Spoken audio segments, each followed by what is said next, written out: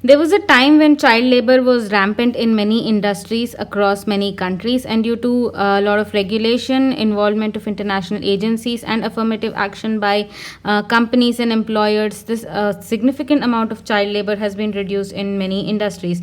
And the traditional definition of child labor goes something like this, where a child who is under 14 years of age does not get access to formal schooling and works for a certain number of hours in a day can be considered as child labor. They may or may not be paid in exchange of the work they're doing. The payment could either be in cash or kind, could be in exchange of clothes or food or security or stuff like that. But nonetheless, child labor is not the way we want to go ahead with our society. And you might have observed that child labor was mostly prominent in agriculture and manufacturing sectors.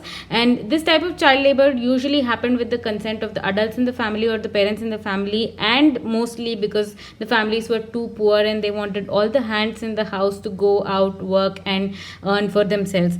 And the services industry where child labor was prominent is mostly due to illegal activities or activities that involve child trafficking or stuff like that. But essentially, the one type of child labor that happened with the consent of the adults in the family was mostly in agriculture and manufacturing.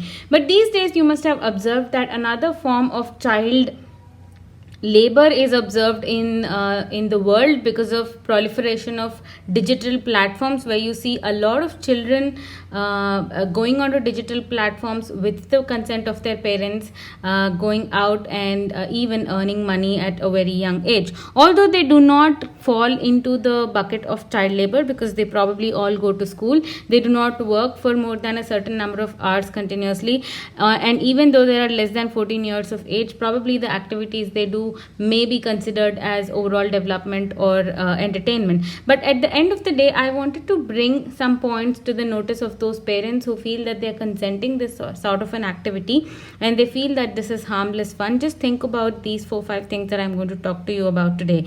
The first thing I want to speak to you about is when you are allowing your child to go online, make videos or put photographs, or maybe you are a daily vlogger and so your children end up appearing in your videos or your photos or your whatever form of digital entertainment that you're pursuing, how will you or your child manage expectations of the world from them when they actually end up growing? And why I'm asking you this question is, there are daily vloggers who vlog their children right from the time of birth till whatever time it is, and when this child actually grows up, how will this child manage expectations of the society from this child? We all know that we were different people when we were young kids and we are different people today. A lot of people are like that. In fact, in my friend circle, we also hide some photographs of our childhood because we feel that we look hideous and ridiculous.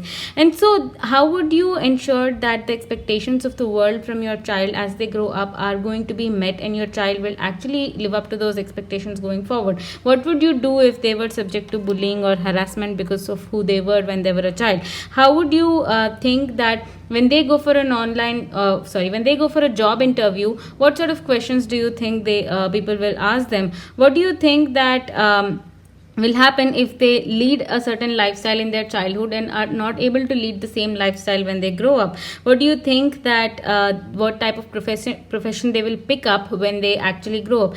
And how do you think overall that this child is going to manage all these expectations that were built from the child when they were little, right? And the biggest point over here is that children, whoever who's on social media, receive a lot of attention, and because of attention they receive a lot of hate. And being children, how would you ensure that they are safe and secure wherever they are going forward in their life? Now imagine that you're standing in a bus stop and you do not know anybody in that bus stop, but everybody in that bus stop literally knows your name, your address, your parents, your profession, everything about you. How do you think that this person will actually feel safe, be it online or in person, anywhere they go? And on the flip side, what would happen when this child actually stops receiving attention when they grow up? What if the vlog channel closes down, they stop appearing in the vlogs, and once they're used to that kind of attention, how do you think they will cope up with the fact that people do not know them anymore, people do not recognize them anymore, people do not like them anymore, people do not hate them anymore? How do you think all these things will impact the overall development and growth of your child today and tomorrow? And you might argue that there are children who also act in TV serials and cinemas. How different could my child be? And my question to you is, when children act in movies and in TV serials, that is their real life. They're playing a character, they play that character, go back home and forget about it.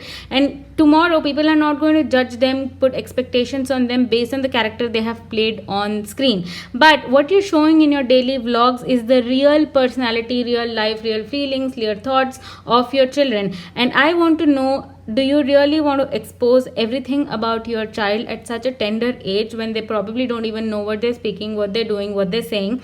You are actually exposing this and putting them at jeopardy when it comes to safety, giving them a lot of attention, necessary, unnecessary, and subjecting them to a lot of hate. You know what, a lot of times what happens is, a lot of other parents also watch your vlogs, they compare your child against their child, and these children who are the children of the audience of your vlogs, they probably hate your child, they probably want to bully your child. Just think of the humongous amount of repercussion this will have when you show your child on a daily basis on screen. And one point I wanted to highlight here is, how do you think you're going to handle the privacy requirements of your child? We all know that children below a certain age are not capable of understanding the repercussion of a particular decision, and therefore they are not capable of giving a consent or taking a decision, right? And that is why the consent requirements require the guardian or the parent to go ahead and give consent. I'll come to this point later, but let's talk about the privacy of the child first. What happens if your child actually grows up and wants to become a very private person? This is a person who does not like to share a lot of personal information. This is probably a person who doesn't even want to be on social media. How would you deal with a future child like that today, where you're exposing literally everything about them? Do you think that your child will like to be exposed to the external environment when actually when they grow up they are a totally private person? And just think of the repercussions. What would happen to this child when they actually get married and the in-laws family wants a certain type of privacy requirement? What do you think will happen when they actually go and apply for jobs in the outside world? How would they feel when they stand in a bus stop, in a crowded bus stop, and people start recognizing them? What about their friends? What about their future acquaintances? How do you think that they being in a position of disadvantage, having exposed everything about themselves at a very young age, how do you think they will be able to fight in the external world when they know nothing about the other person? You're giving a ton of information about your own child to the external environment without taking anything from them.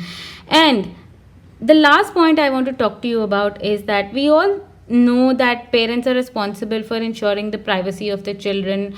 These social media platforms, they relieve of their responsibilities by by pushing the need for privacy approval to be given by parents. So what they do is, they will give you a long disclaimer which you probably will never read, and even if you read, you will not understand, and even if you understand, you want to be on that public platform, and so you will anyways end up accepting this. How many of you have actually not installed apps or not been on social media just because you did not like their privacy requirements?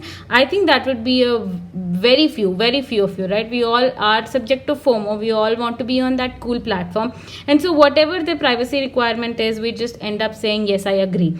Now I want to understand, how much of that agreement or how much of that privacy statement do parents really understand? Do they really understand what type of data of their children is stored by this social media platform, how this data is being used by advertisers, by users, by viewers, how this data can actually impact their children when they grow up? How do you think parents actually make this assessment before saying yes, I agree to these terms and conditions? And a lot of times it is possible that the parents who are giving consent do not even understand English. Even if they do, they will not understand the legal language that is written over there. Even if they understand the language, they probably do not understand the repercussions. They probably do not understand how this can be interpreted going forward. And so when we say that parents have consented to revealing their children's privacy, revealing their children's data onto social media platforms, we are assuming that parents are all assuming they are awesome, they understand everything, and they are completely capable of taking a decision of whether certain information should be shared or not. And if that is the argument, I want to ask you, why did this child labor issue come up in the first place? Don't you think the parents of those kids who sent their kids to farms to pick cotton, to factories to assemble goods. Do you think those parents do not understand what all this is?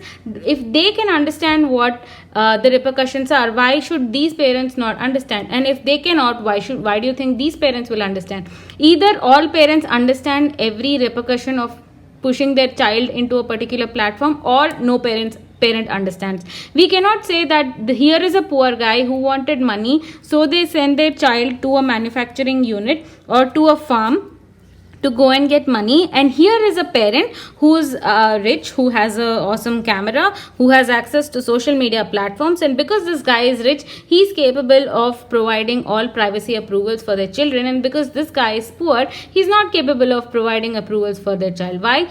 Because this person is poor or this person is rich? Or are you saying that all of them are equally capable in terms of taking decisions for their children? The point I'm trying to make here is that this is more in your face child labor, and so there were regulations, there were guidelines, and there were laws that were enforced to ensure that your child is protected.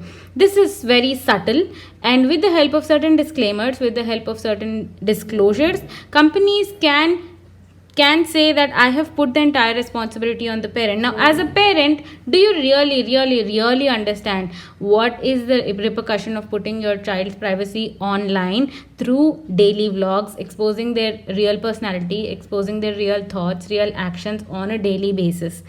Now ask yourself this question, and if you feel that there is a wee bit of logic in what I'm saying, try and protect your child, ensure that they are safe and secure, and do not expose them on public platforms on a daily basis just to earn money. The parents over here also wanted to earn money, and that was the primary motive to push their child into child labor. The parents over here also want to earn money. The only difference is that they had basic needs and these parents have aspirational needs. If you really feel you're different from these parents, if you really feel that you do not qualify to give away the privacy of your child to a public platform, do not expose your children to social media. If you really have to, do it consciously and try and avoid it as much as you can, but do not make your children your content just to earn money, because then there's no difference between this parent and this parent. So the next time you read some news on child labor or child trafficking, don't go on saying that this is unfair, because that is exactly what you're doing by putting your child on social media platforms, especially through vlogs where people are exposing the real personality and real thoughts, real actions of their children.